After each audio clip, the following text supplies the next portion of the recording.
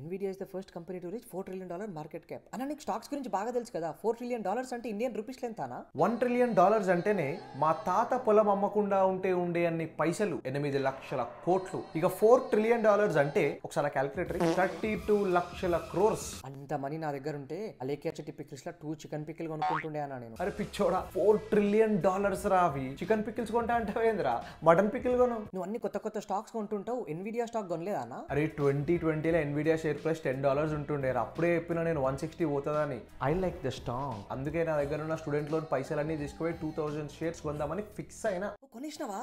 లేదు, ఫిక్స్ అయినా అంతే. అరే నీ అబ్బా. ఓ మరి $20,000 ఏం చేసినావు?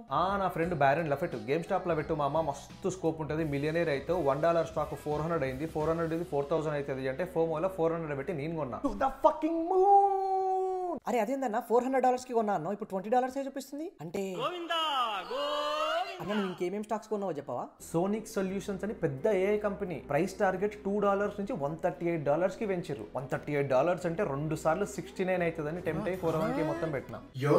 ఆ తర్వాత ఏదో ఇండియన్ బర్గర్ రిపోర్ట్ లో కంపెనీ CEO గజాల ఫ్రాడ్ అని చెప్పి న్యూస్ వస్తే కంపెనీ ఎత్తేసిరు. ఇట్లా AI boom, EV boom, bit coin boom అని ఏ బూమ్ పడితే ఆ బూమ్ లో స్టాక్స్ పెట్టినా లాస్ట్ కి నా బూమ్ బద్దలైంది.